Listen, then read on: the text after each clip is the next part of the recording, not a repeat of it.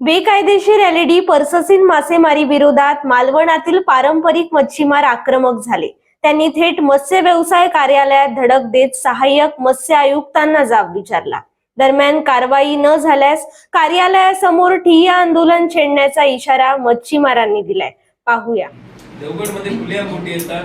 देवगड मधून मासे उतरून मालवण मध्ये विकले जातात. ते जर मासे तुम्ही किती कधी केव्हा थांबवणार ते सांगा. मोठ्या गाड्यावर लागतात. कधी नाही आम्हाला 8 दिवसात आम्ही 2 महिने वाट अति झालं. आता 12वा दिवस, आज 12वा आले. 2-3 दिवस 12वात लावतात. 12वात म्हणजे मच्छीमाराचं ढोपर पाडलं. आता आमचा न्याय हो. तुम्ही आमका न्याय देण्यासाठी असंच ना बसलेले. मग आमका न्याय काय देऊ शकणार ना तुम्ही? तुमचं मार्चेंट निघा. तुमच्या मार्चेंट आमच्या लोकांना उपासमार करायचे का? आमच्या लोकांना तुम्ही अनुदान देताय का? तुम्ही आम्ही थांबतो त्याला. तुम्ही आमच्या माणसांना अनुदान द्या. आमच्या मध्ये अनुदान द्या. त्यांनी आता काय मिळालं नाही. आज त्याला काय मिळालं नाही. आता मी सांगतो एलईडी म्हणतोय ना तुम्ही. जर एलईडीचा काय विषय येतो? आमका कोणाची भीक नको. आमचा हक्क होय.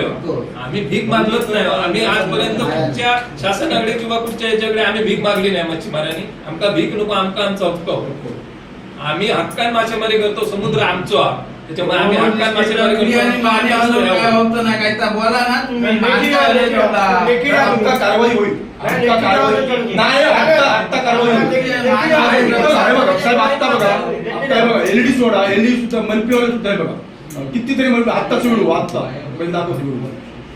आता जरी जेटीवर गेलात ना तुला 10-15 बोटी भेटणार. जेटीवर मासे देवगडाने आचरा हे करा पॅक करा ना. आता आज कितीतरी बोटी असत. पैसे दिले काय हो? कशा तुम्ही हे करताय म्हणून तुम्हाला दबाव आहे तसं करताय तुम्ही. दबाव आहे वरून दबाव आहे काय तुम्हाला? आणि हे पण आणि आता मोठं बेनिफिट आहे की मत्स्य व्यवसाय मंत्री स्वतः सिंधुदुर्गातला आहे.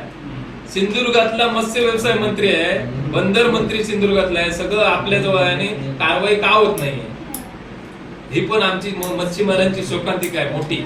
आम्ही आमचा स्वतःचा आमदार किंवा आमचा स्वतःचा मंत्री म्हणतोय सिंधुदुर्गात आणि ती कारवाई होत नाही. आमच्या डोळ्यासमोर 12वात लाईट लावल्या जातात. आम्ही फक्त तुमच्या जवळ आणि आमच्या मत्स्य मंत्र्यांजवळ पाहतोय काय कारवाई करता येते. कारण आमच्या बाजूच्या याच्यामध्ये जिल्ह्यामध्ये मोठ्या प्रमाणात कारवाई होती. मोठ्या प्रमाणात मंत्री सांगत नाही तुम्हाला तुम्हाला कारवाई करा. मध्ये कारवाई करा. एवढे पर्सन आहेत मग कारवाई चला करा. आचरा बंद. एक बोट मिळाली. ड्रोन उडवलं. एक बोट मिळाली तिकडनं. तेव्हापासून बोटच आली नाही. हो पण मी काय म्हणतो मासे उतरताना बोटी पर्सनच्या बोटीच मासे घेऊन येत आहे. बोटी तर मासे घेऊन 15 मध्ये येतात म्हणजे मासेमारी करून आले. कुठनं करून आले याच्याशी आम्हाला देणं घेणं नाहीये. कारण त्यांच्याजवळ परवाना नाही. परवाना असेल तर सांगा की जिल्ह्यात एवढ्या मासेमारी प्रोसेसिंग बोटींवर परवाना आहे. त्याची म्हणजे केंद्राच्या हद्दीत मासेमारी करू शकतात. राज्याच्या हद्दीत मासेमारी करू शकतात. एवढं म्हणा तुम्ही. द्या ना आम्हाला लिहून की हे या बोटींवर परवाना आहे. आम्ही विचारणार नाही. परवान्याशिवाय कुठची मासेमारी बोट कुठेही मासेमारी करू शकत नाही. एवढं तर मला समजतं. एवढा माझा अभ्यास आहे. एकही लायसन नाही. पर्सनचं एकही रिन्युएशन लायसन नाही. एकही असून लायसन माहिती आहे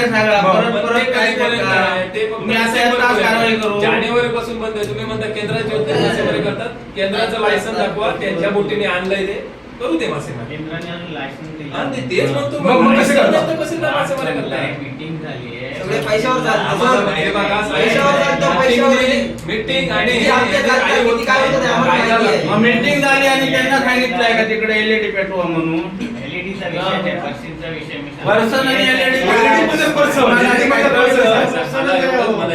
जर नोटिफिकेशन झालं कायदा संमत झाला तर तुम्ही तो आम्हाला दाखवा. आम्ही परवाना कधीच नसल्यामुळे हेंकाच कारवाई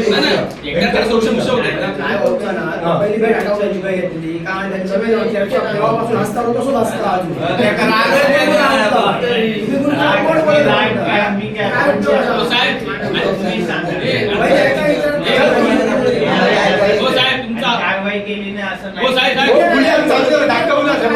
कारवाई करून चालू कशी आहे. पैसे तुमचा केरळच्या बोट बॅलन्सिंग होत नव्हती म्हणून ती वाळूची बोटी नेली असं तुमचा आव्हान. हो, तहसीलदार नाही. कोणी आव्हान हो, साहेब, मला बरोबर बोलतोय तो. मग अभ्यास तुमचा केरळवरनं बोट बॅलन्सिंग करते आणि इथे बॅलन्सिंग करते. केरळ किती पैसे दिले आम्हाला सर्व माहिती आहे.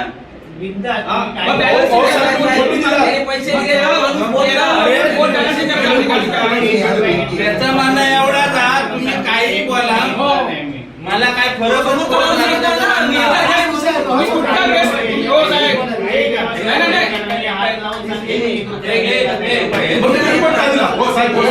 मला सांगा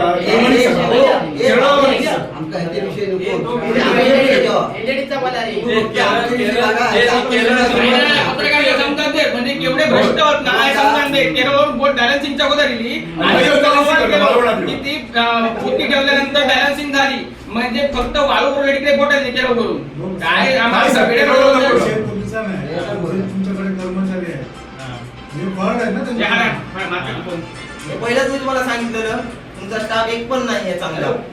हा तुम्ही आम्ही तुम्हाला दोष धरत नाहीये. स्टाफ असू दे काय नको असू दे, तुम्ही आमच्या सोबत येताय का हात पकडायला? आज चला ना जाऊया आपण. आम्ही येतो ना तुमच्यासोबत. आम्ही येतो ना, तुमच्या स्टाफ कमी आहे ना, आम्ही येतो ना कसं पकडायला. स्टाफ नको तुमचा.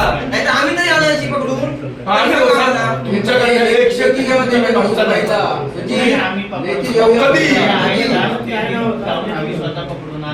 कधी आला ना मला एक 15 मध्ये तुमच्याकडनं कारवाई होऊ शकते की नाही? आताच्या घडीला तरी होऊ शकते. चला जाऊया आजच्याकडे जाऊया उठा. बोटी नाहीयेत, आम्ही बोट नाही, तुमच्याजवळ अधिकारी नाही, मान्य करतो आम्ही.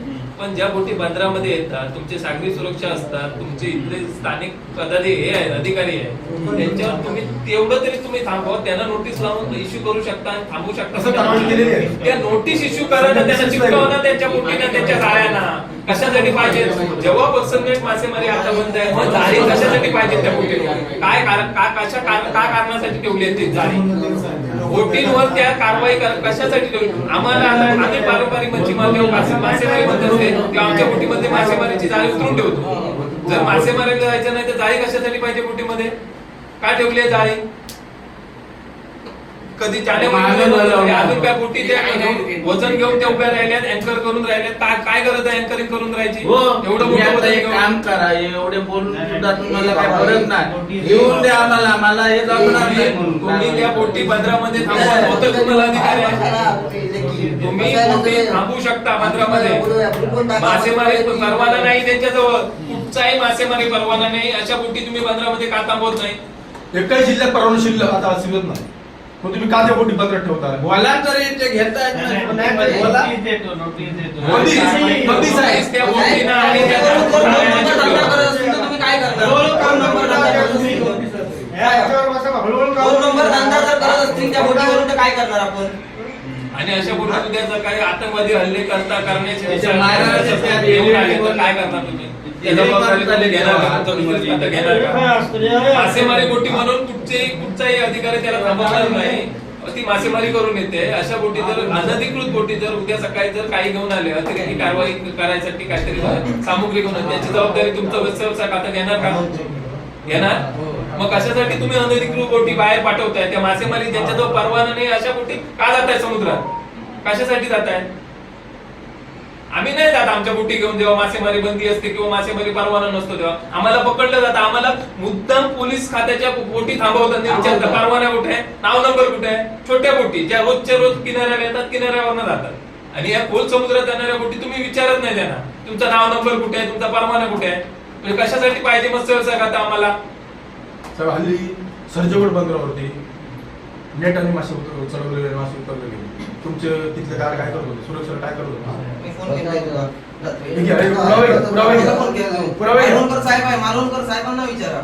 देवगड बंदर. अरे या 2 दिवस चालतात आचरा बंदर आणि देवगड. काय सांगा मला? काय लायसन असेल त्यांच्याकडे आम्ही येणार. लायसन नाही आहेत ना, आता 1-1.5 वर्ष झालं एकाकडे लायसन शिल्लक सध्या नाही. म्हणजे कोण सगळी युनिव्हर्सिटी बंद आहे, मग ती आम्हाला चालणार नाही. बंद म्हणजे बंद.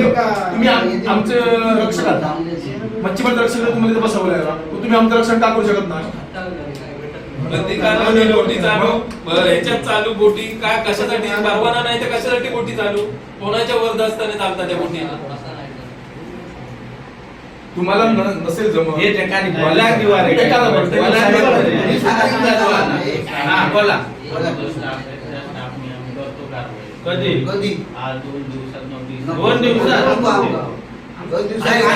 हे पण पाहिजे हा. किनाऱ्यावर येऊन मासे विक्री करताय तुम्ही संध्याकाळच्या वेळी तुमचा कोणी पण स्टाफ पाठवा तिकडे आणि त्यांना सांगा एलईडीचे मासे आमच्या किनाऱ्यावर छोटं बंदर आहे आमचे मासे विक्री जिथे होतात तिथे यांचे मासे आम्हाला चालणार नाही मोठ्या गाड्या लॉऱ्या येऊन लागतात तिथे एवढे मासे सध्या ट्रॉलिंग देवगड वरनं उतरून आणतात देवगड वरनं आणतात देवगड एलईडीचं सध्या मोठं बंदर झालेलं आहे देवगड मोठं बंदर आहे देवगड मालवणच्या बोटी तुम्हाला माहिती आहे. देवगड तुम्ही मान्य करता. तुम्ही आता कसं माहितीये आता तुम्ही कागदोपत्री सगळे पुरावे मागू नका तिथे जिवंत माणसं असतात त्यांना विचारायचं की हे बोटी ते ज्या गाड्यातनं मासे आले ते कुठनं आले कशाचे आहेत म्हणून विचारा त्याच्यातले किती माणसं तुम्हाला सांगतात नाही बाबा ते हा रापणीचे आहेत किंवा काय आहे ते समजेल ना संध्याकाळच्या वेळी येतात सकाळच्या वेळी येत नाही संध्याकाळच्या वेळी येतात तिकडच्या जिवंत माणसांना विचारा की ह्या लॉरीतनं आलेले गाडे मासे कशाचे आहेत बाबा पर्सिंगचे आहेत की रापणीचे आहेत की गिलनेटचे आहेत का ट्रॉलिंग फिशिंगचे आहेत सांगणार ना ती लोक आता कागद घेऊन कोण फिरतय काय नाही हे पर्सनचा आहे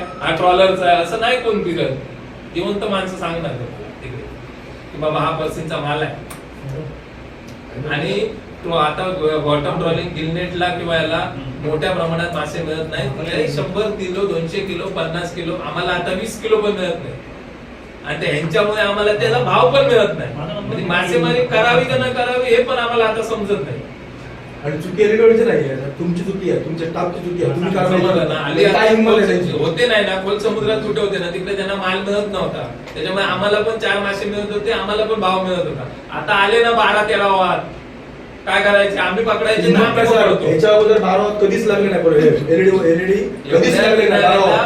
पहिलेच लागले. माझे मी मासेमारी करतोय तेव्हापासून पहिल्यांदा फर्स्ट टाइम एवढ्या किनाऱ्याला हे लागले एवढं खुले करता आम्ही बघत राहायचं त्याच्या अगोदर एवढ्या किनाऱ्यावरनं बोटी एवढ्या जवळून आम्ही कधी पाहिल्या नाही तुम्ही आता उत्तर द्या आपण तुम्ही सगळ्या आम्हाला उत्तर